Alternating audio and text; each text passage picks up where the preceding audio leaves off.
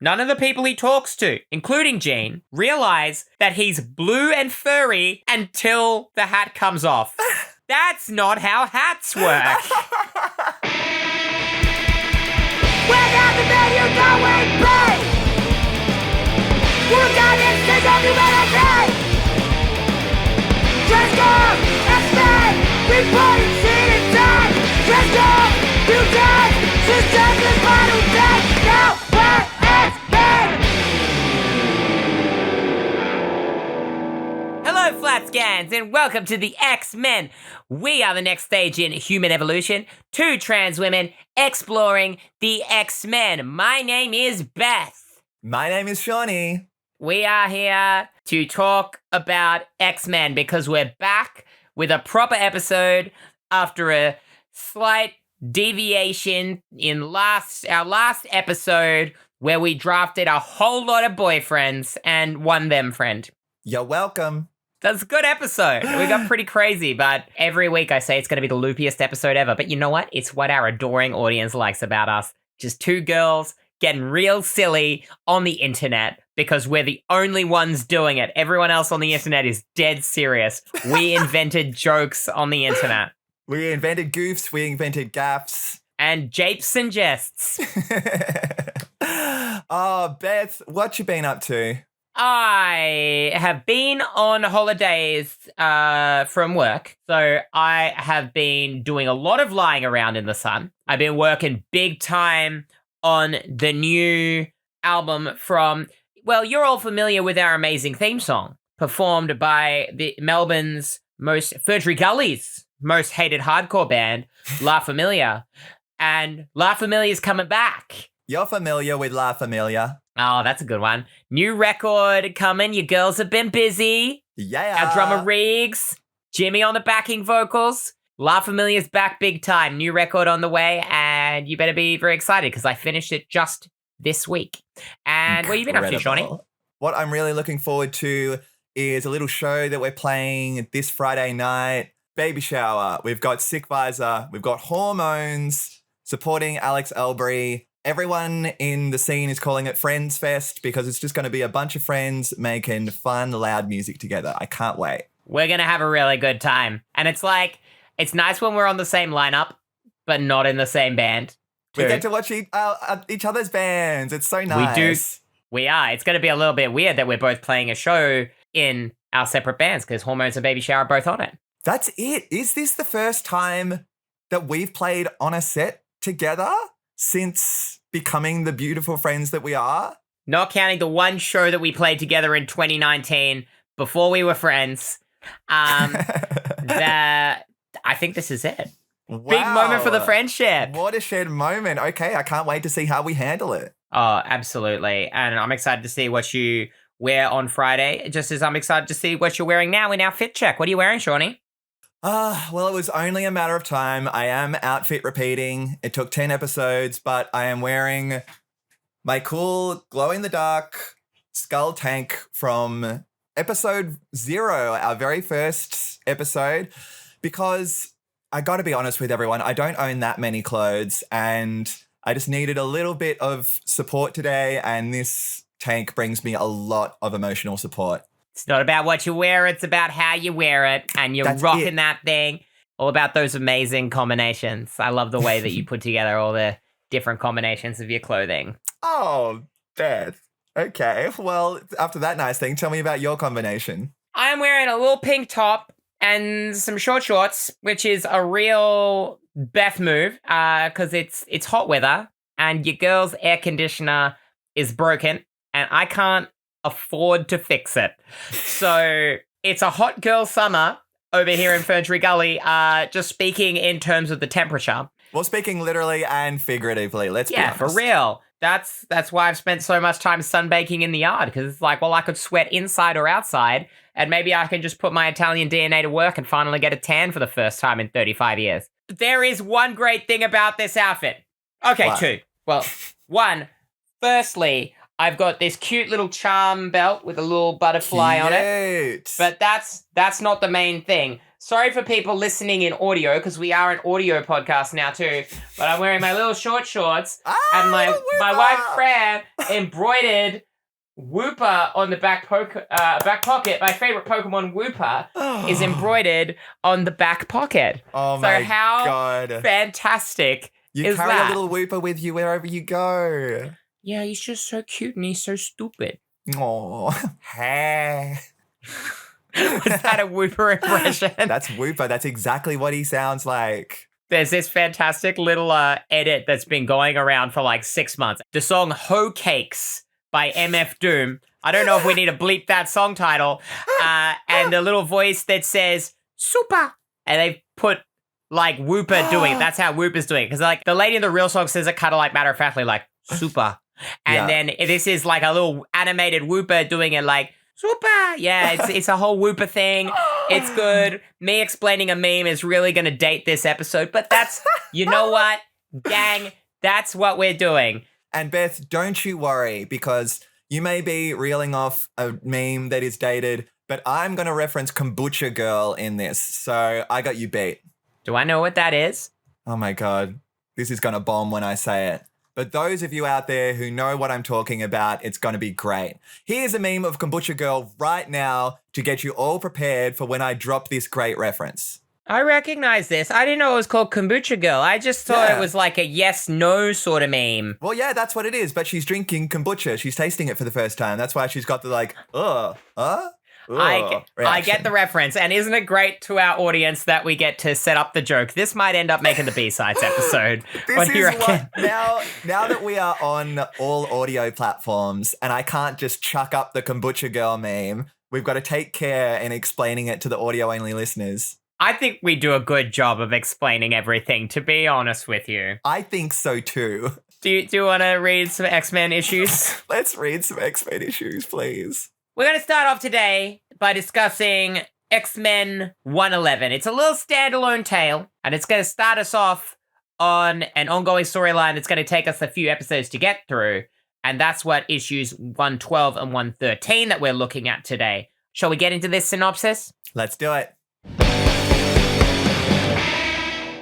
In X-Men 111, our heroes are now playing in the strangest show on Earth. We open on Hank McCoy, the boisterous beast, as he stands in shock amongst a crowd of people in Sullivan County, Texas. At a local carnival, we see our own Sean Cassidy, the Banshee, reduced to the role of a carnival barker as he introduces the carnival's attractions, goddesses, demons, a man-beast from the Yukon, and a man of steel. Wow. Our X-Men, seemingly mind-controlled, have become parts of a circus act. Hank enters the big top and sees Jean taking the role of a high-flying trapeze artist called Ms. Destiny. That's M-I-Z, Destiny. He follows her back to her trailer where he tries to speak with her, but she does not remember or recognize him.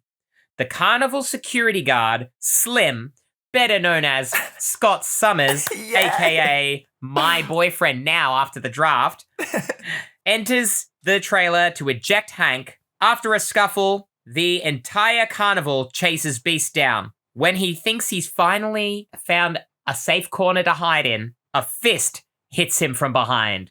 A steel fist. And after a punch from Colossus, the Beast cannot possibly stand up against the carnival mob and is beaten to a bloody pulp and taken away. However, all this has taken place in front of a chained-up man from the Yukon, a man called Wolverine. The act of violence brings Logan to his senses, and he escapes his chains through sheer force of will.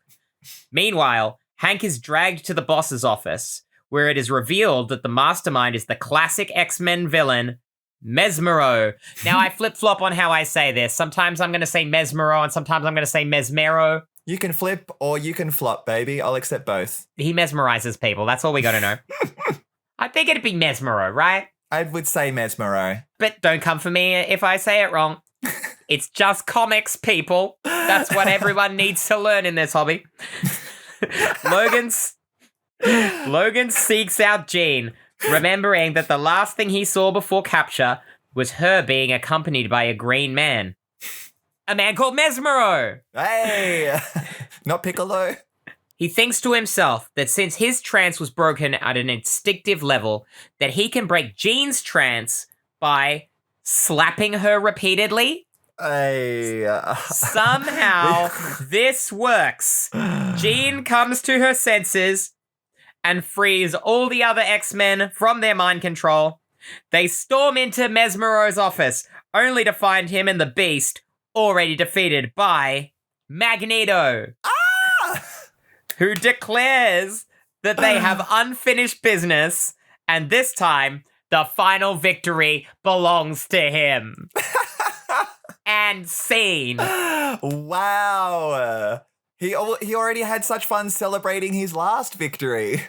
We're going to talk about that. Yes. This was a very silly issue, and I just had an absolute riot reading Me it. too.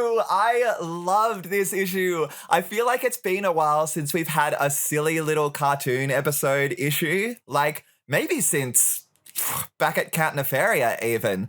But I just had such a blast with this entire premise. Girl, you're going to just lose your mind when we get to Arcade. But that's not for a while. But that's like this. Okay, but we had a good time, so let's get into the ups. Okay, my first up is just the issue as a whole, because it's a riot, it's a blast, and it's a testament to the fun silliness of these classic comics. Back here, it's still primarily an audience of kids, right? So nobody's like, oh, that's contrived, or, it's too juvenile, if it's something really silly like this. Back here, you would just accept it for what it is, and we accept this as a product of its time, that it'd be hard to get away with an issue like this now, but we still get a really silly, because everything needs to be a bigger storyline now, Okay, yeah, I can understand that. I'm not sure I'm expressing it fully eloquently, but weird little standalone issues like this are just rarer and rarer now. They still exist, but they're rarer and rarer, especially when comic runs go for shorter and shorter amounts of times. The writers don't have time to have fun like this, and also the audience demographic is different.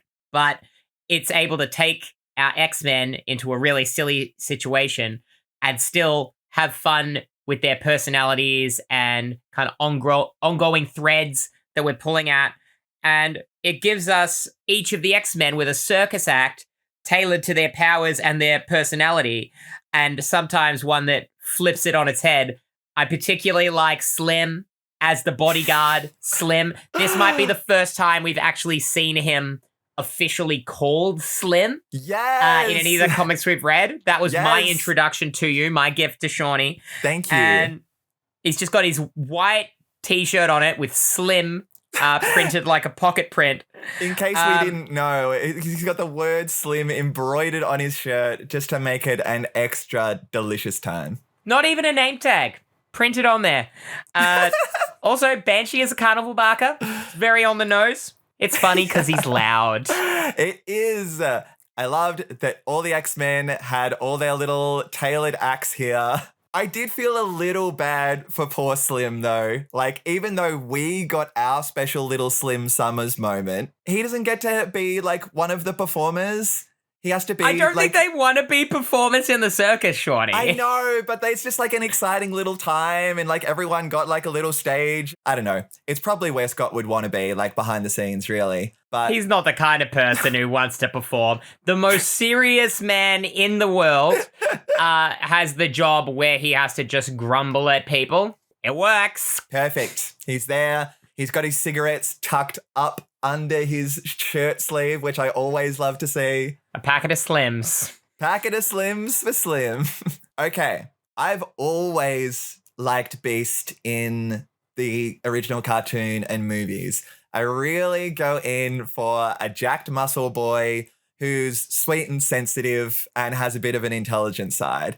And it was so nice to finally spend some time with him here because he's such an iconic X-Men for me. So when I jumped into this and it's like, oh no, he's hanging out with the Avengers, I was like, oh, where's my little beastie? So I loved that he entered this premise almost like in hard-boiled detective mode. He's got his like big coat and hat. He's in disguise and got his like inner monologue. He's on a bit of a like reconnaissance mission. I just loved everything about this setup and getting to know Beast a little better. I want to talk about that outfit later. Hey. And the thing for me with Beast here is the Beast in X-Men comics and Beast in Avengers comics is personified differently because they already got like smart, serious guys in the Avengers comics. So when Beast was on the Avengers, he was almost like the party animal of the team. Okay. And here we got him like talking. He doesn't really talk like the Beast that we know, like the modern Beast, right? There's only one moment that sort of reminded me of it. But yeah, he's using contractions and Beast would never. The Beast that I know. He's written like a real New Yorker here. Yeah, he is. Like making like weird little quips and stuff like that. I'm not like saying that. I think it's this weird transitional phase for Beast before he really finds his feet in the X-Men. Because Blue Beast has never been in the X-Men. Yeah, no, we've only seen him on TV screens. Yeah, the original 60s run, Beast was a guy. He had acrobatic powers and big hands and feet. And it was in just a standalone story in the early 70s where he becomes Blue Beast and then he joins the Avengers and we find out how this version of the character becomes an X-Men and what we take from the original Beast and what we take from Avengers Beast and what comes in new. And I'm interested to see how that unfolds a bit. Me too. Tell me about your next up. That panel of Colossus's fist just clocking Hank from behind through the curtain is one of the funniest things I've seen in my entire life. That's the whole up. Great up. I have no more notes on that. Fantastic. Okay, I'll do it. I'll do a better up. Nice bit of development for Wolverine here when he's trapped. And the prose from Claremont that says, the fight has sparked a deep response within him, a primal elemental need that's been at the core of Wolverine's being his whole life, a need to be free. A need to be free! So cool. And what sets Logan free helps build him as a bigger deal of a character, and it's a plausible way for him to go and help the rest of the X-Men, but also this kind of like primal nature in him is what's set him apart from the X-Men all along. Yeah. And now it's showing that that primal side of him is useful. And he's a primal animal, right? He's animalistic. So human mind control isn't going to work on him the same way as it would on the other X-Men who don't have a more primal side to them. That's it. And I really like how this whole scene is depicted in the comic by our local scum-sucking douchebag, Johnny Byrne, because he's there. He's not only struggling against the chains that he's bound by, he's struggling against the chains in his own mind. He's scrunching up his face. He's all sweaty. Like, you really see the pain and struggle that he's going through in this depiction. It's a really, really cool moment. Byrne's so good with faces and using that to convey emotional turmoil. I really ruined Seanny's life today when I told her that John Byrne worked on Hellboy as well. It looks like such a cool issue.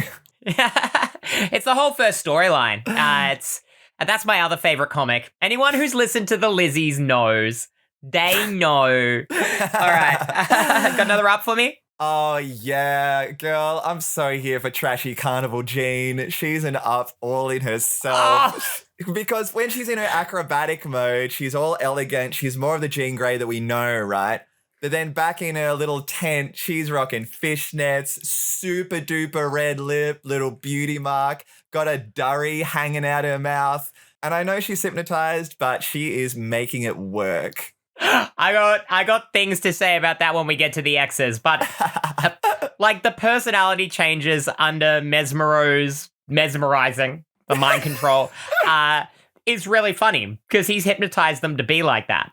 Yes, he's chosen. That's what's so funny about a lot of this setup. He's architected this whole thing So, he had to take a shirt into an embroiders, put Slim on it. How long has this hypnotization happened? You're going to love my exes. Okay, great. I'll wait till we get in there. What's your next up? Just another real cool moment for Wolverine, straight after he escapes, is when he's threatening one of the carnival guys for information, and he says, "I'll pop my claws when I count to 5." And he goes, 1, 4, 5, and it's just tough and cool, and it's what Wolverine should be.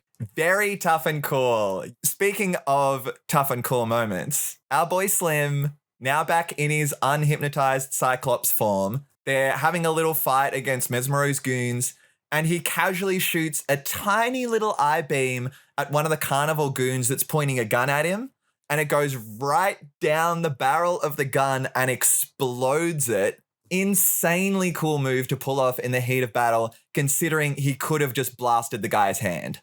Slim is underrated with the ways that he uses his powers a lot of the time. And I think going and watching X-Men 97 now, them actually making the use of that, like him slowing his descent with the eye-beams, using his eye-beams to push himself around the room. You're so right. We've been getting stuff like that in comics for years, like weird little niche uses of his powers.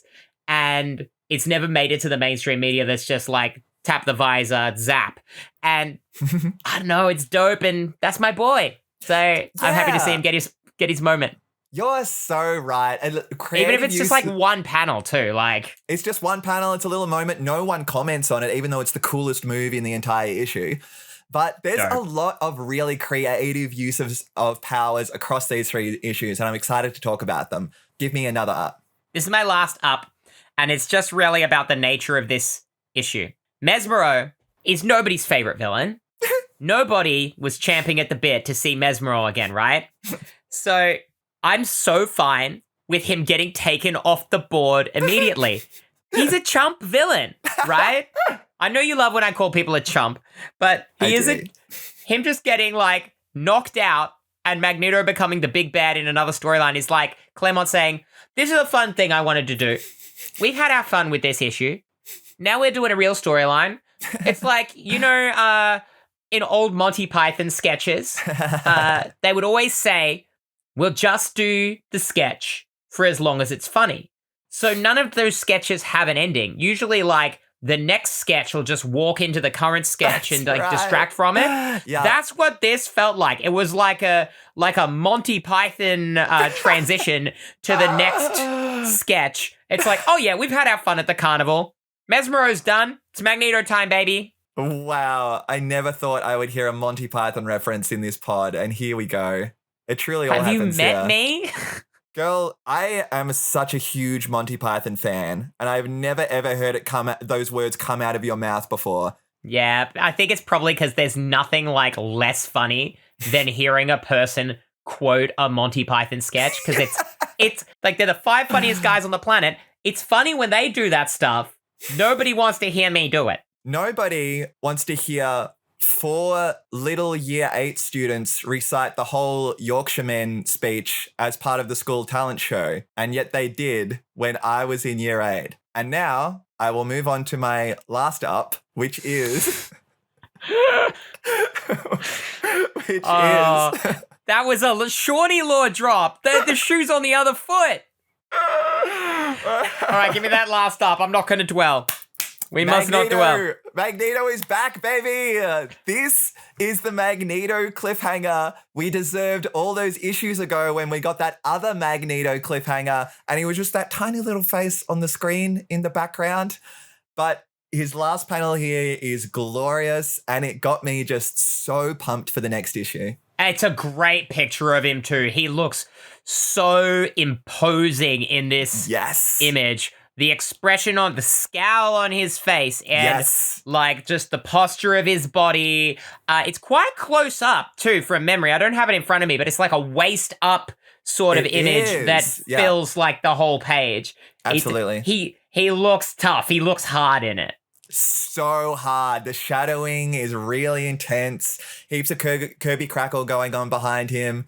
Ever since you taught me that phrase. I can't stop using it. I'm obsessed, and I love it anytime it shows up. I hope everything that you're describing is Kirby Crackle. It probably is. It's just black spots. It conveys negative space. That's it. And speaking of negative space, do you want to get into some downs?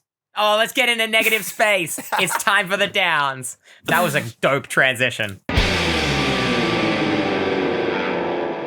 Hank McCoy is a dope because he just keeps repeatedly saying that he's not sure if these actually are the X-Men. He says, well, I just didn't get a chance to know them yet because I was so busy being in the Avengers. Bad friend. My brother in Christ, if they all look the same as them and the carnival attractions match their powers, bro, it's them. But Beth, can you blame him? How many doppelgangers have we had recently? Oh, stop it. Don't take his side. Him saying, I mean, there can't be two like him in the world. Can there? About Nightcrawler is very, very silly. Broski, it's Nightcrawler.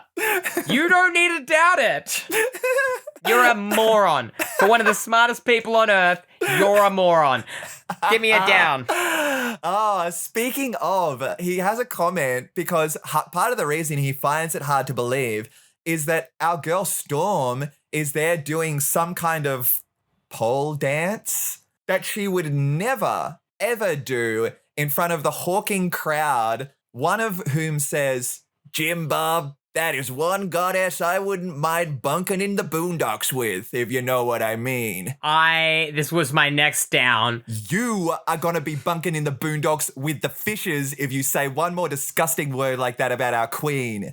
Claremont riding the people leering at Storm while she's in her leopard bikini is weird and it's gross and I don't like it. Bah.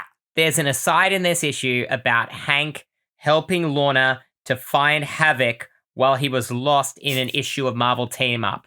Alex should have stayed lost. Hank, downvote because you helped Havoc get found.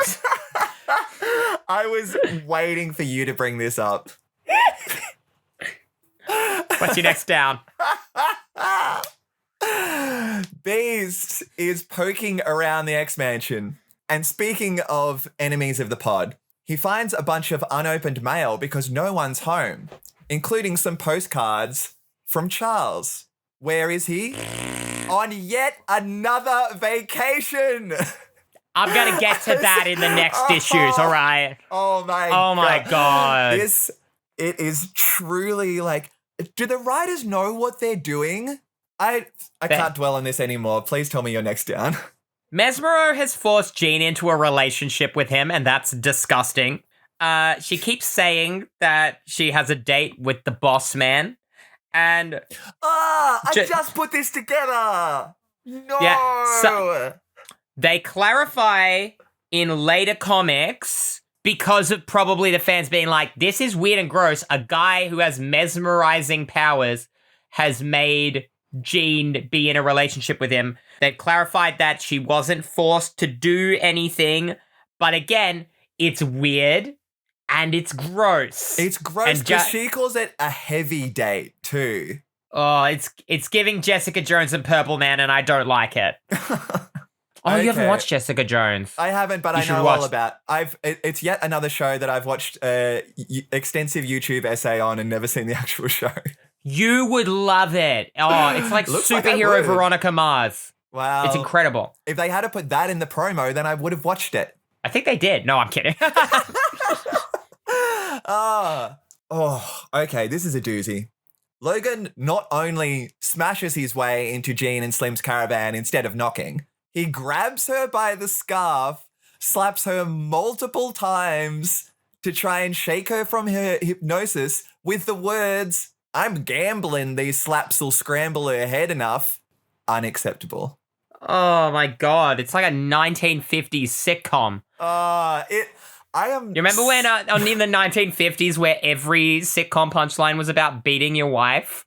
Of course, because the women who were hysterical. What a world we live in. I would have been hysterical back then if this was the I had to deal with. And the 70s weren't much better. No. This is some dark humor from us. It's messed up and I don't like it. That's what I'm saying. No. It's not really humor at all. I'm so glad that Jean reacts by turning into Phoenix and blasts him, screaming, "Don't you ever hit me like that again, little man." I love that bit. Yeah. Justice. The only way he can snap her out of the mind control is to repeatedly slap her. Christopher, there's probably something else that you could have come up with here, but he didn't take the time to think of it because this is the 1970s and everyone apparently just thinks a woman being slapped in the face several times is fine. Here's an idea. I don't know. Punch Slim or something. Like, that probably would snap her out of it. She loves him, right? Logan would have really enjoyed that too. Exactly. Everyone would have won except Slim. Do you know what's even dumber than it happening though? What? That it worked. I hate that it worked. I do like Jean's face changing into the Phoenix face every time she gets pissed off, though. It's so dope. Yes. Again. Anytime it comes up. John Byrne, you piece of human garbage. Yeah. Okay, I am out of downs, so lay it on me. I'm out of downs too. Oh, we are going just like matching perfectly here. A lot of them have lined up. Yeah. Well, let's see if we line up with the X's. Let's do it. Let's get Xy. Hank's disguise is just a hat and a trench coat. It's his like Warhawk in his Telephone Man outfit. Yeah. Somehow, nobody he meets at the carnival, none of the people he walks past, none of the people he talks to, including Jean, realize that he's blue and furry until the hat comes off. That's not how hats work. When you have a hat, you are immune from being recognized. I can't tell that his hands are blue and furry and he's got long beast-like fingernails and that his entire face is blue and furry because he's wearing a fedora.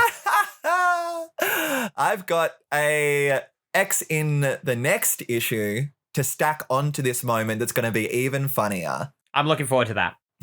To build on this, Jean crying out that Hank is a monster when she sees his face is so silly, considering she is in the circus with Nightcrawler and Colossus and Logan. He's right there.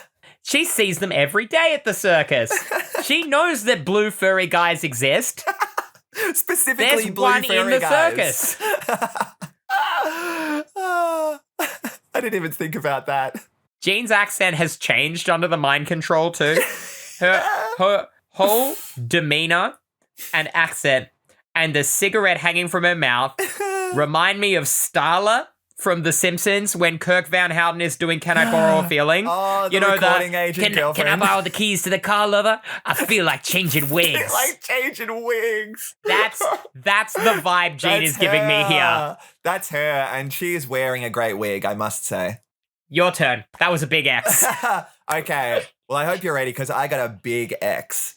Hell yeah. Because it's happened again. We've got another queer-coded, flamboyant villain. The X-Men have clearly tangoed with Mesmero in the past. But this is my first encounter with him. And you might say I feel like the Kombucha Girl meme. Because I know the meme. there's a lot going on with this guy. Firstly, Beast gets dragged into the caravan by goons, and Mesmero is there giving us a real centerfold spread. The way he's like sitting on the table in the classic camp saucy villain pose with like one leg up and just like hanging out like this. You know that he like heard Beast coming and like had to shuffle and get himself into like the perfect position for the door to open and for the reveal to happen. But That's so funny. the outfit though, this is where I get kombucha girly, where I'm like, because for those of you listening in the audio medium, Seanny is making yes, no faces, like in the Kombucha Girl meme that I am familiar with. That's it, that we're all familiar with now. Because I like the purple and green combo. I think it always works well together. I like the cape. I like the gauntlets and boots. but he's wearing the doofiest helmet that looks like a spaceship with a huge bejeweled collar and like a massive wrestler belt, plus 2 kinky little straps covering his nip, like what Eric the Red had. And I just don't think it's eating. Maybe it's nibbling, but it's not quite it. He didn't get a redesign. This is just 60s Mesmero. He's it's not very, very 60s here.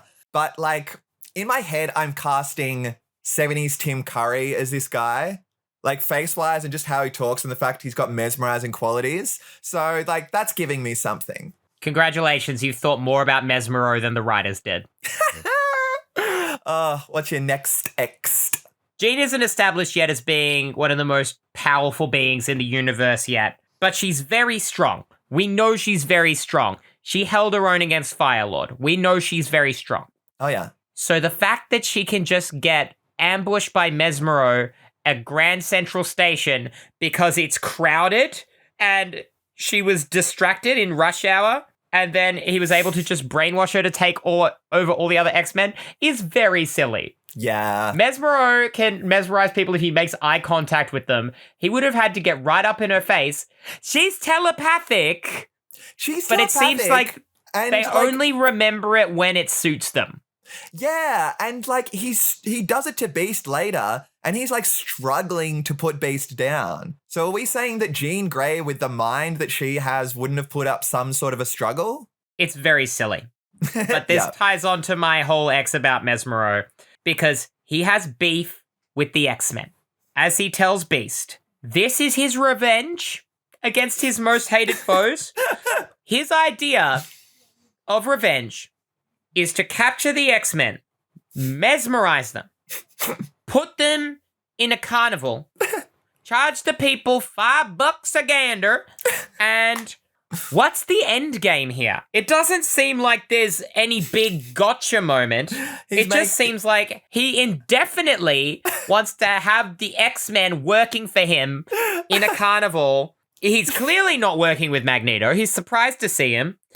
This is Mesmero's entire plan, to stick the X-Men in a carnival and make a little bit of money off them and hope that they never come to their senses. That's it. It's only a little bit of money. He's apparently living in one of the carnival trailers. His appearance does not make me think he's the kind of guy who wants to live in a smelly carnival surrounded by carny goons for the rest of his life. But that's his plan.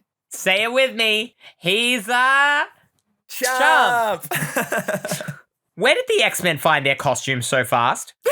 After escaping the mind control, thanks to Jean, it's like instant. We see them all straight away dressed in their uniforms. Did Mesmero just have them stashed somewhere at the carnival? Like he's been carting their costumes all around the carnival as it travels?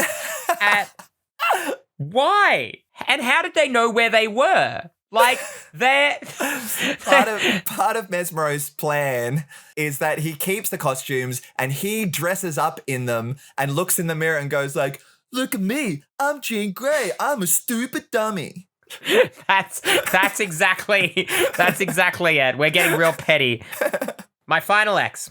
Last time we saw the X-Men face Magneto and they ran away, he was cheering that he defeated them. He was celebrating. He was triumphant.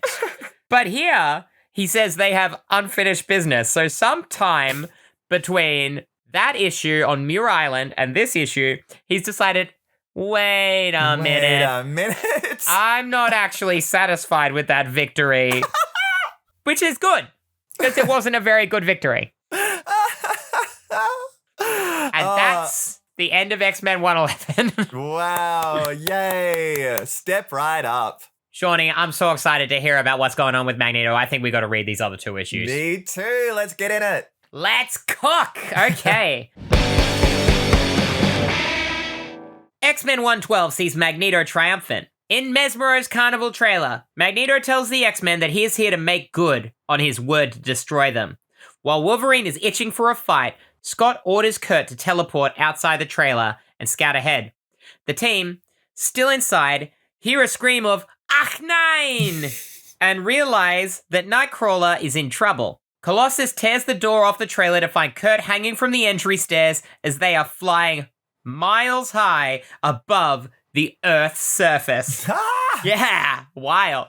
Magneto has them trapped. He gently sends Mesmero back to the Earth's surface with his powers as he guides the trailer towards Antarctica, where, using his magnetic force, he forms a protective bubble around it and guides it down a volcano shaft into his sprawling secret base. Once inside, the X-Men launch into battle against him one at a time and find themselves bested.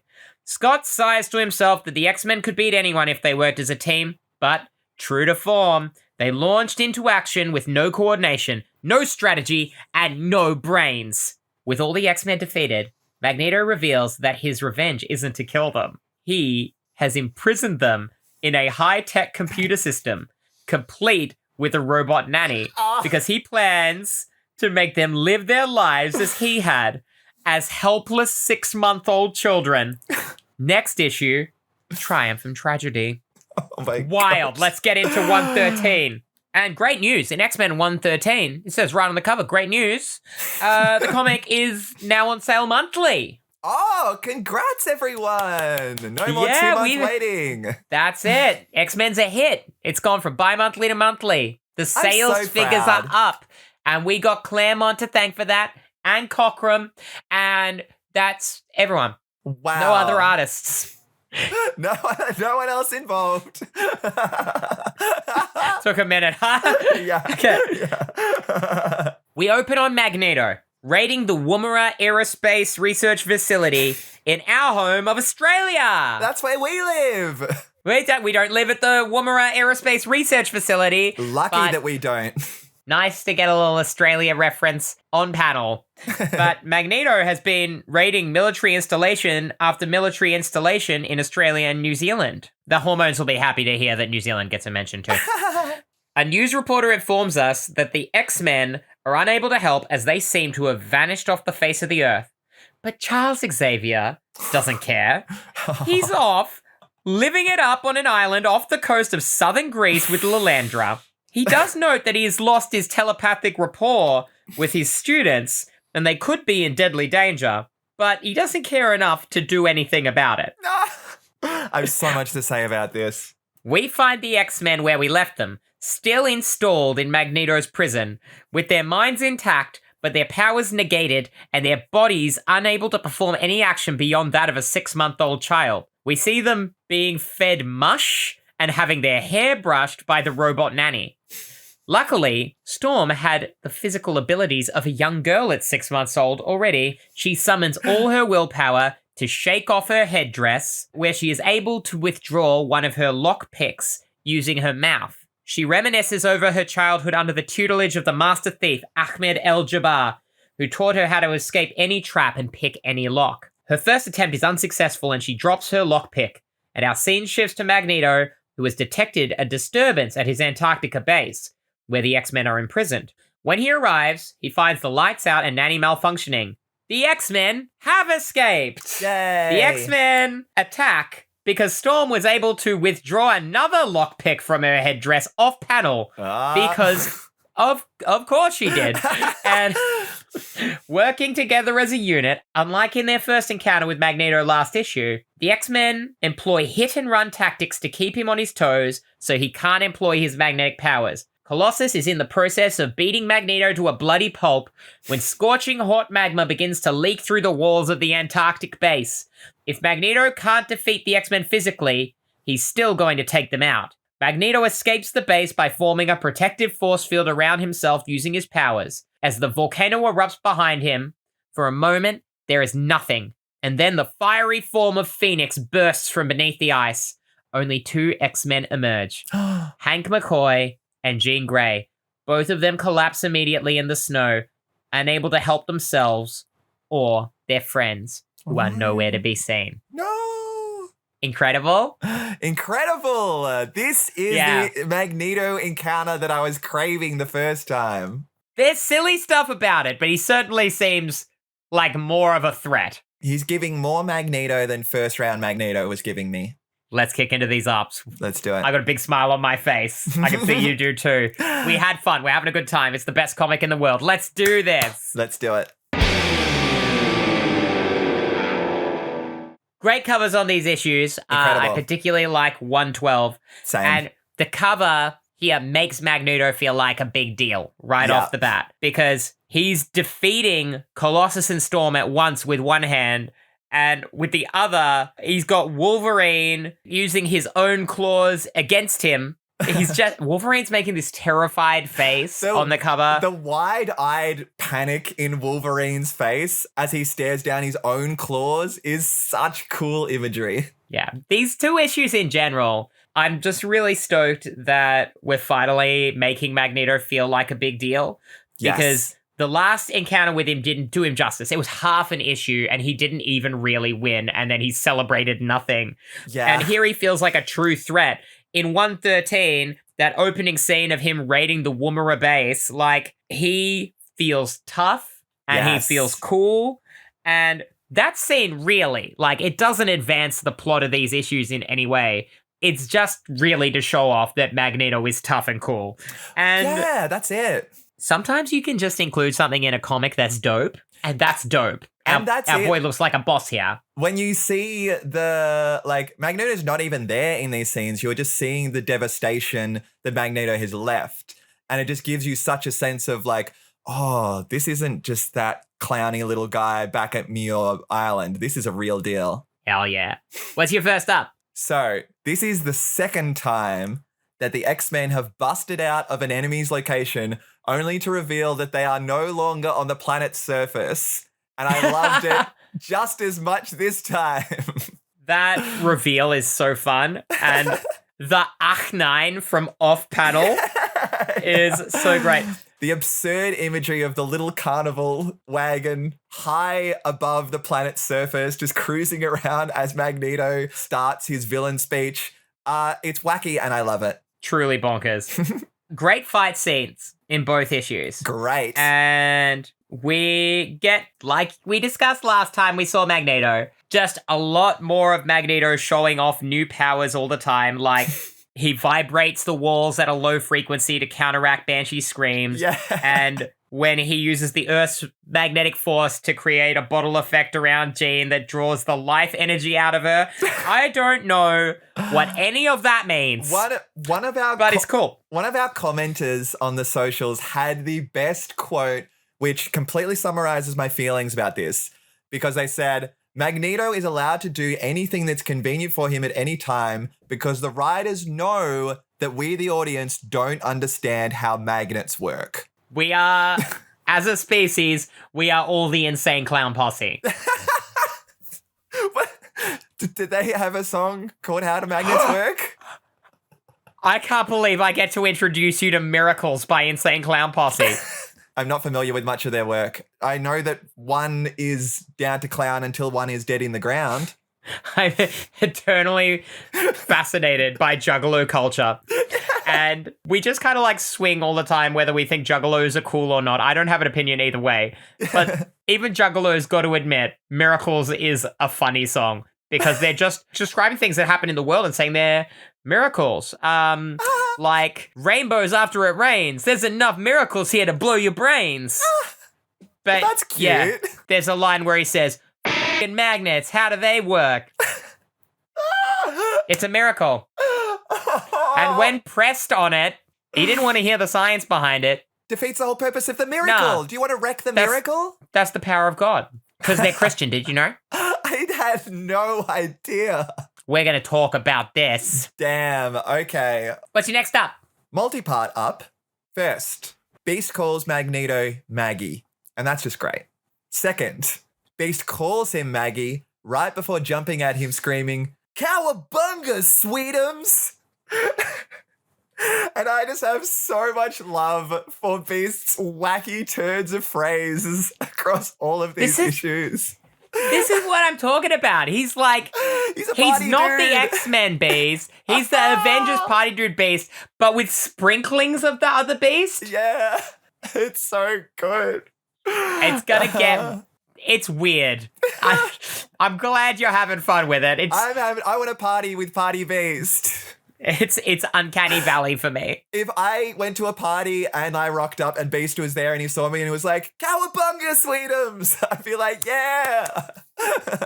Okay. I'm washing my hair that night.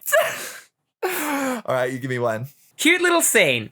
Magneto hurls Kurt at Peter, and Peter doesn't want Kurt to get hurt when he collides with his steel body, and he says, "My friend's life is at stake, so I have no choice." Yes. So Kurt collides with the de-armored Peter in midair, and they just flop to the ground. Yes. X-Men, just like the X-Men podcast, is about friendship. Yes. This was my next up. I love you, girl. Oh. How Kurt and Peter love each other. Oh my God. Would you de-armor yourself if you were being flung at me? Of course. And you know, I'm pretty buff these days. You are. I've been doing 3 weeks worth of workouts. You packed like 6 weeks worth of workouts into these 3 weeks. Oh yeah, your girl don't play.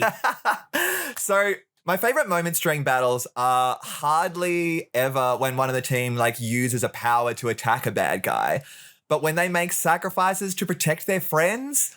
Oh, it's so good. Huge. It's so good. It's my favorite. Petey Pureheart living up to his name again. Great moment. Definitely. Magneto is such a dramatic queen that he has spent time designing a robot nanny complete with a classic maid outfit specifically to torture the X-Men. And of course, it's a purposely sick and twisted thing to do. But God, I love this robot. The metallic bob haircut that is the same shape as Magneto's helmet. I wanted to get in my exes about Magneto being a bit of a freak and putting her in a French maid outfit. The little black lipstick. You're absolutely right. This goes into X territory as well because Magneto, what the hell are you thinking with this? But my man went fierce with this design, and out of every stage of this elaborate plan, I feel like he definitely put the most love and attention into this nanny bot. Magneto's a psychopath. And with this revenge plan, absolutely. He's got all the X-Men trapped in these chairs, like making them live out their life as 6-month-old children. Like the scenes of Nanny force-feeding Wolverine the mush and brushing Hank's hair is just sick and twisted. Comic books are mental, and I love them. It's disturbing. I love it. This shows us exactly the difference between Mesmero and Magneto, right? Because Mesmero's idea of humiliating the X-Men is paying them a living wage and being circus performers. Magneto's is making them brain dead and have a weird psychopathic bot nanny look after them. Yeah, Mesmero's over here contributing to their superannuation. Magneto's just got him strapped in for the long haul, baby. Okay, my next up is that in all the chaos of this issue, we get a beautiful little cutaway scene of Lilandra enjoying a holiday house in Greece, looking like a literal goddess. And I have nothing else to say about this scene because these are the ups, and I only want to talk about good things here. Cute little mini arc about how the X-Men can't work together and then they can work together. Yeah. The team's still a gang of misfits. Like, sometimes they can work together, sometimes they can't. I know that we've established that Cyclops has trained them into a good fighting unit, but they get excited. They get excited. They get eager. And they react. If something happens that they're not expecting, the X-Men every plan goes out the window. And so Scott's little, like, no coordination, no brains internal monologue is so good. Like, It's just a cute little typical Scott moment. Yeah. But then it pays off in 113 where all the X-Men are finally following Scott's plan. Now suddenly they're using the hit and run tactics that he's planned out for them, and they're not defeated this time. They're finally not overwhelmed by Magneto, and it's so satisfying. And one of those moments is in a variant of the Fastball special. Beast swings Kurt around by his tail to build up inertia before Kurt bamfs right in front of Magneto to swipe the helmet from his head. Incredible creative use of powers. This is one of those creative power moments that I just love seeing in these comics. And we've established in the previous issues that Kurt, when he teleports, he reappears at the same velocity that he disappeared at. Exactly. And that was like something we discussed in a previous issue, like why he couldn't just teleport to the ground, right? Yeah. It's so great. It's so cool. I love that. I love an X-Men team-up move in general. I don't want to say too much to compliment John Byrne, the big stupid idiot. But that last page of 112, oh my God, where Magneto is saying close up in his cold dead eyes exactly what his plan for the X-Men is. Yes. And we see every single X-Men and an individual panel strapped into the machine and how they're reacting to it. Oh my God. Like, so good. Put that page into the Louvre. That's better than the Mona Lisa. Girl, you are not wrong. They're just like in issue 113 where Magneto is escaping. He's been defeated. He's ragged. Half of his costume's hanging off. And he's flying out of the base as it's like exploding red behind him and he's silhouetted. I'm like considering cropping this out and making it like my phone wallpaper. It's just incredible. So sick. In 113, like, yeah, a lot of incredible expressive faces from Bumhead Byrne. And I love Bumhead Byrne. Magneto being all sweaty when Storm's affecting the humidity around him and the lava starts leaking in and stuff. But in that big fight scene in 113, it's the lack of backgrounds that I really love. Yeah. Because it's dark as they're fighting. And the start of that fight scene, you see the X-Men and Magneto fighting each other, but you don't see what's going on around them. But as more lava starts to leak into the room, it becomes more chaotic around the fight. And it's something like that just adds to this growing tension and excitement of the fight scene. Oh, and so good. It's so clever. Like it's something that not a lot of artists would think of. Wow. You're right. You're so right. And it like they didn't need to put that much effort into it. It's adding to the tension in an already tense fight. And it's making the art more intense as it goes along. Byrne really shines whenever he's drawing the Phoenix powers. Yes. So, that scene of Jean telepathically linking all the X-Men with all the little heads. So cool. With the Phoenix face behind them. Yeah. But then the epic illustration of the Phoenix form bursting from the Antarctic surface. Oh. It's...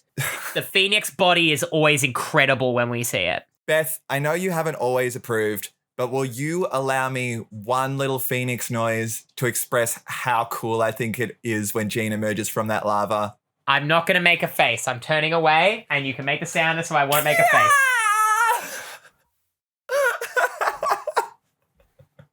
How was that? It felt so good. It felt as good as it felt when I was reading it. Hell yeah. I'm glad that this is bringing you joy. And I don't want to grimace every time. It's a sensory thing. You're allowed. I got my little headphones on. Okay, couple fast ones. Wolverine is useless in a fight against Magneto, right? Having his own claws turned against him is obviously pretty cool, but it's a very obvious thing to do with Wolverine. But we twist it, we retract the claws and make Wolverine knock himself out with a stop hitting yourself. Fantastic writing. Yep. Just absolutely fantastic. Oh, to come back to Storm, her being able to pick the locks because of her special abilities would seem like this Deus Ex Machina. If it hadn't been established issues ago, it seemed random that she got trained in being a thief back in the issues where we saw her childhood because it didn't come up again there. But all of a sudden, here we are several issues later, and it's been set up. Because of course it has. Yep, I love that. That's just fantastic. Yeah. And I just want to say, like, the last thing is that I think the cliffhanger ending with Hank and Jean collapsing in the snow is brilliant. Like, expressive faces in that scene as well. I particularly like, there's one where Jean is in Hank's arms and her head's kind of like pointing towards the sky, like, and she just looks, spent, like she's got nothing left. Yeah. And this has me on the edge of my seat for what's going to come after this. The juxtaposition of the white snow and the blizzard in this really exposed moment after such fiery, dark battle. It's such a dramatic scene shift that perfectly captures the cliffhanger ending. It's really good. Girl, I cannot wait for you to see the cover of 114. Oh, God. I'm going to have to take a sneak peek after this episode. You're going to love it. Great. As much as I'm loath to say anything bad about these issues, let's get into the downs. Let's do it. I have one down.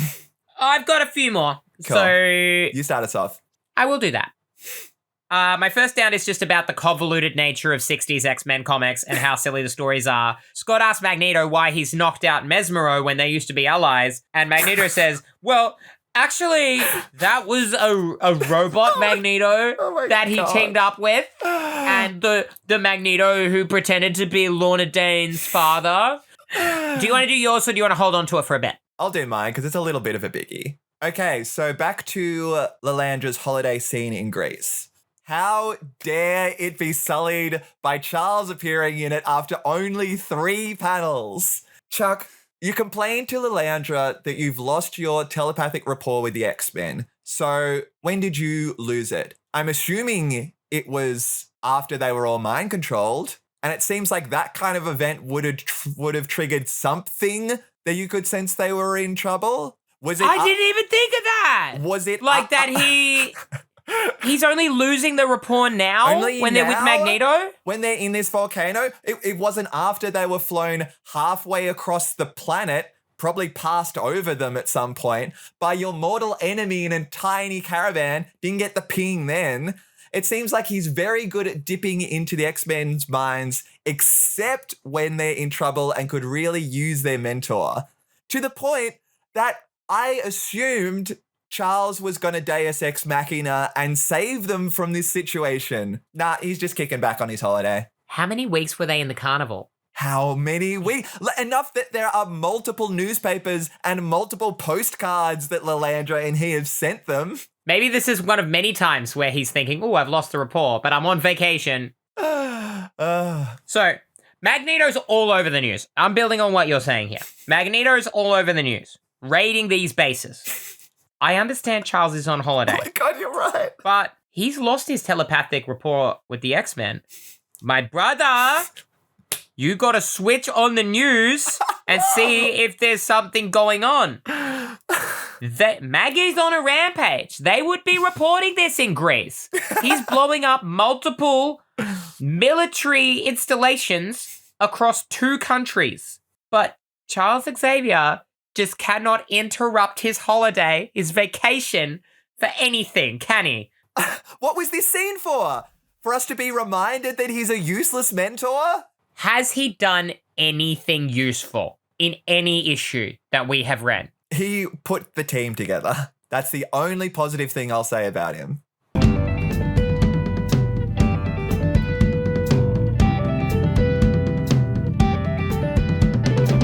Storm failing to pick the lock off panel, and then picking the lock 5 minutes later is just ridiculous forced drama.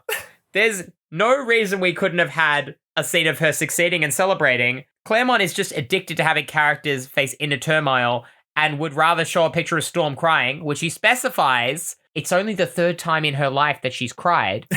So have we seen the other 2? Like, the one is when Jean's about to go down with the ship. You're and right. Maybe the other is when her parents die. Do we see her crying in that I guess that's issue? it. We'll have to go back and look. Damn, not even when she was a baby. It's fine to have her fail, right? To have her succeed off panel 1 page later is very jarring and clunky, because the very next scene after she's got tears in her eyes because she failed with the lockpick is Magneto detecting a disturbance at the base. You're right, so she has immediately succeeded when she tries again. The nanny robot especially says, catches her doing it. It's like, oh, I'll have to pin that to your hair so it doesn't happen again. And that's what makes Storm break down. Be like, oh no, now I can't do it. Actually, she can though. This is probably like a Marvel method thing. True. Yeah, that I always forget Burns about that. drawn the illustration of Storm crying, and then the dialogue, they've had to quickly put their heads together and work out how they can explain that the X-Men have escaped.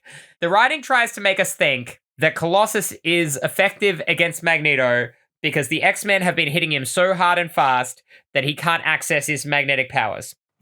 it just doesn't track or make any sense with what we know about how powerful Magneto is. He can literally do anything. He can bring the X-Men down through a volcano with a force field around them while still monologuing at them. He can keep the caravan flying through the sky while lowering Mesmero to Earth while monologuing at the X-Men, but he can't just flick up a force field before a fist hits him. I'll buy it. I'm here for it. I just think this was silly. Because, as you said, it pays off that there was that little storyline of them not working as a team the first time and then working as a team the second time. Oh my God. Sorry. Just going back to him lowering down Mesmero from the caravan to why? He's not going to just let him splatter out of the caravan. Also, there's two military jet pilots that are like watching this scene happen, and they see Mesmero get thrown out of the caravan, and they're like, oh, we'll send a chopper to go pick him up. And I'm like, you don't know he's ascending to Earth slowly. Are the choppers going to bring a spatula? That I completely left that out of the synopsis with intent, and it's in my X's because it doesn't really add anything. It's just a thing that's happening because they're heading down to Antarctica. I assume they're from some country in South America. They spot the trailer flying through the air. They think it's a UFO. They can't keep up with it. Their missiles apparently aren't fast enough to shoot it because they're going that fast. And they say their controller is going to go and pick him up, and then they're going to go get very drunk. Yeah. And I have no idea what it's like 2 pages. Yep. What is this trying to accomplish? Why is this here? This was in my X's, and you can see why, because it's bonkers. But let's get into the X's, because we've dipped early. Let's do it. This is the official start of the X's. Let's get Xy. I'm building on our little rant about the jet pilots. Great. Because the jet pilots say that the caravan is moving so fast that their missiles can't catch up with it. How did the X-Men not feel themselves moving? Surely they're traveling quite fast, and Magneto's trying to be gentle with his powers, but there's no way you wouldn't notice some movement. Like, I've been in an elevator. You feel the elevator moving. Like, it tries to be gentle. But you should know something's happening, and that Magneto's probably doing something. Yeah, I did think about that. Maybe they're so shocked in seeing Magneto that they're like, whoa, my stomach really dropped when I saw Magneto just then. Give me an X, girl. Correct me if I'm wrong here. Magneto has pulled a few evil schemes in his time, and so I'm guessing that the public is pretty aware of who he is. He's getting newscasts about him. Yet my man is so confident in himself, he's trailing Beast through a crowded carnival in full villain costume. Beast is at least wearing a trench coat and hat. No one in the carnival crowd is going, oh my God, run, Magneto's here. This is my next X as well. Because he's... Oh my God. We get this whole, page of him following Beast to the carnival to find the X-Men. I joked about Beast's disguise, but it's even funnier that Magneto doesn't have one. He's just walking around the carnival in his uniform. Nobody bats an eye. What kills me about that whole scene is he kind of monologues that he actually really likes the X-Men being at the circus because it means Mesmero had a, quote, delightful sense of the absurd, end quote. And I just think it's funny that Magneto has some kind of sense of humor. Clearly he does. He built the nanny bot. Man's freaky. That's in my X's too. I don't know why he had to put her in a French maid outfit, but he did. Where's he pulling this from? I think he's got a little fantasy about it, and that's why he's getting weird and freaky with it. I need to know what subreddits he's on. The X-Men and Magneto both throw around some super weird nicknames during the big long fight scene, right? Banshee calls Magneto Maggie Darling. Maggie Darling. Which is hilarious. Magneto calls Nightcrawler Elf, which is weird because that's Logan's thing. yeah, that's his cute little nickname from his friends. Like the Yeah. X-Men call him that. Beast is just being a bit of a overall. He's already thought of it to himself that he's not enjoying working with the new X-Men team. I thought I would enjoy working with the new X-Men team, but I'm not really. And then he just calls Wolverine shrimp out of nowhere. Broski, they are working with you. They're your teammates. Why are you being such a diva? I'm glad you like him. I think he's rude. I don't like him being rude in this moment, but, you know, he called Magneto Maggie and then said, Cowabunga Sweetums. He's got me for life. What's your next X? You know who likes beating the X-Men more than Magneto? Nobody. This is the second time in the space of 10 issues that Magneto has stood in a room by himself and cackled while shouting, I won! I beat them all! And it's such just a funny, cute little trait. He's comic booky. Like the old Magneto of the 60s is comic booky, and we're having that hangover. Like his gravitas isn't really established yet, and we're getting to that. I like it. I like that he's not too cool, that he can't just have a laugh about a win. He's usually got like some weird little crew like with him in the 60s. He's got like the Brotherhood of Evil Mutants first, and then he's got like the Savage Land Mutates. Now he's finally just by himself doing villain stuff and looking like a boss, and I like that. That's it. All he needs is himself. I never want to criticize Kurt Wagner, the main character of the X-Men. My boyfriend? But this X is a testament to his cute little optimistic personality, I guess. That, well, the volcano, like the lava's leaking into the base, the solution to this problem is that Magneto can just make a magnetic force bubble around us all and take us out. Kurt, sweetheart, How? he's not going to help you. How is that situation ever going to happen to you? He is your enemy who just imprisoned you, and you have all just been beating him senseless. He is not here to help you. He wants you dead. He would rather die with you than see you all safe by doing that. There's no reason for him to. They don't even escape that way, so I don't know really why he has that moment. I have one last X. Gimme. Phoenix has the powers of a god. Mm-hmm. She's been long established as a telepath here. She is telepathically linking the X-Men's minds to help them coordinate the attack. Magneto's helmet doesn't deflect telepathic attacks in the comics like it does in the movies.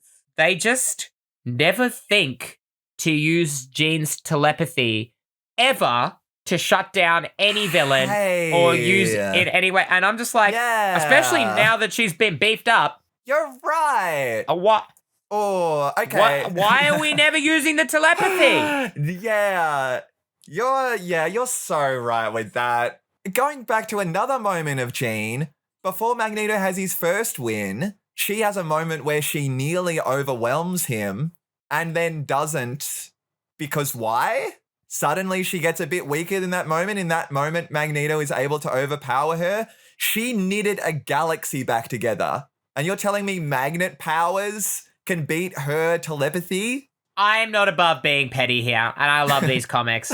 Me too. It doesn't make sense, and I guess it doesn't really need to. No, it doesn't. It's an exciting time. We love it. How do you feel about a new segment? I'm so excited for a new segment. Nobody asked for it, because last week's episode isn't out yet. We did our best and worst dressed. This is a fashion-conscious podcast. That's why I'm wearing hot summer clothes, because my air conditioner's broken. I'm really fashionable tonight. We are doing best and worst dressed. Hey! New title card. Every week, from the issues we've read, we're going to pick one best dressed and one worst dressed character each. I think we got to kick it off with the worst dressed. I think we gotta. My worst dressed this week, Seanny, Tell me. to no one's surprise, is the boisterous beast. His carnival disguise. Because, my man, you are blue and furry. Throwing on that little hat and trench coat isn't really gonna help, but it seemed to fool everyone else. Do you remember where the carnival is? In Texas. It is in Texas. It looks like a nice summer day, doesn't it? Walking around Texas in this trench coat and hat pulled over his face. He's not weather conscious. He's not fashion conscious. And as a disguise, it doesn't even work. It's a flop. I'll agree with that. From a practical standpoint, it's not even really that drippy. Am I being too hard? Nah, you're on it because I am being hard because sometimes a wasted opportunity is worse than no opportunity at all. Sorry, Mesmero. I know I said I liked some elements of your outfit, but all I see is ruined potential for what could have been a cool outfit. Get rid of your silly, doofy helmet and your big dumb collar and your big wrestling belt, and then maybe we'll talk. I feel like I must just be so desensitized to that costume of just like being like, oh, that's what that looks like. I don't like, and yeah, you're absolutely right. It's a design nightmare. It stinks, but it didn't even register to me because I'm just used to it stinking. Yeah, well, this is the thing. I mean, you've got John Byrne, the big stupid idiot, who is a talented person at creating a costume. You're not going to give it like a little revamp if we haven't seen him since the 60s? Well, I guess they knew they were just going to go like jog on straight out at the end of this issue. I guess so. I mean, the way he's presenting himself as a big epic villain, wearing that outfit, you're just not bringing it. Want to give me your best? I want to give you my best. Oh, this was so hard because when we first got treated to Trashy Carnival Jean and her skimpy little cute pink outfit, I thought for certain there was no way she was going to be beaten across these issues. And that was until our space princess Lalandra there it is! Swanned up the beach of That's it! Kyranos in her incredible holiday fit. Oh my God. Okay, so this is clearly yours as well. Would you like to? It's not actually, I just love it. Well, this is even better because now I get to talk about it. Oh my God. Okay, so from top to bottom, we have to talk about this. She is wearing her beautiful little sort of white headscarf thing. Like maybe she's just been swimming. She just wants to keep her hair up. Very elegant, very beautiful. She's got this blue sort of open coat that's flowing. The trim of it has, of course, the royal fishnet pattern has to be included in all of her looks. This little one piece, which almost looks like a bathing suit that she's probably been swimming in as well. And again, just the waist cut out windows with the little royal fishnets in there. Oh, it is such a vibe. The fact that she is swanning around this beautiful holiday home and comes inside and Charles is there in what looks like some grotty, gross army jacket shirt thing. Completely wasted queen. I love that outfit. I absolutely adore it because it feels very we're on the Amalfi Coast, we're on the Greek Islands, we're out in Mykonos. I'm a regular Vogue reader. It's what Chanel's got going on at the moment in their current campaigns. Oh, yeah? Very Italian coast. Lovely. Gorgeous. It's giving that for me. The weird little swim cap that has to go over her alien hair is the thing that just held me back. Didn't win it for you. It's still good. It's still good. Yeah. But it's not my number one. Hey, I get it. Maybe they were just sick of drawing the two-dimensional plane of her hair for this scene. Seanny, I got a number one. Tell me it. And her name is Ms. Destiny. Yes, I'm glad she made it in. Because of course she did. Here we have Jean Grey with an ozone layer destroying teased up hairdo. Yeah. With a beauty spot on her face. Oh, perfection. A stylish cigarette hanging out of her mouth. A green bathrobe that matches the color of both the Marvel Girl and Phoenix costumes. Oh, I didn't think of that. Beautiful. And fishnet tights sticking out the bottom. I love those fishnets. She's got a bright red lip and I forget what color eyeshadow is as well. Bright green. Bright green. There you go. Giving on I got it all on screen fronts. right now. And those of you in audio land can see it perfectly in your minds because that's how good we are at describing fashion. Truly gorgeous. And the juxtaposition of this ridiculous look for Jean with Hank in his little hat and trench coat. Oh that's my gosh. cinema, baby. I am so happy with all of these choices for our first segment. This was a roaring success. I love to see it. I think that's a wrap. I think that's a wrap. On X-Men, the X-Men issue 10? It's issue 10. Congrats. It's issue 10. And congrats on Happy the double digits. Happy 10 issues to us. That's so Wow. good. Now that we're 10 episodes in, we got to start doing this little thing where we encourage people to listen to this thing on places. You could watch us on YouTube if you want to see us be funny and cute. You can listen to us on, I think, every audio medium if you just want to hear our cute little voices. Either way, wherever you're listening, if you give us a little review or a like or something like that, it goes a long way in helping us do what we do. Hell yeah. They've, of course, got through the whole episode to hear us talk about this. But yeah, it's a good thing. Good thing I put it right at the end. good thing we're talking about it as the last thing in the episode. Well, this was the test. Sorry, girl, I didn't... This was the test, right? Like, they had to make sure it was good. I'm not going to chuck it at the front where they're like, I haven't listened to it yet. What have you, you know? You want to take us out? Next week, 4 issues. X-Men issues 114 to 117. Let's see what happens to our gorgeous idiots as they're all dealing with the fallout of this fight with Magneto. We are the X-Men. Thank you, Flat Scans. We are the next stage in human evolution. 2 trans women exploring the X-Men. Signing off. Mwah! I ate an onion. You ate an onion? Well, it's marinated. Yeah, delicious. It's red onion. I will eat a big munch of red onion when I'm cutting up red onion. My favorite food is ingredients. Yes! Oh my God. Me too. One for the chef, one for the pot, you know?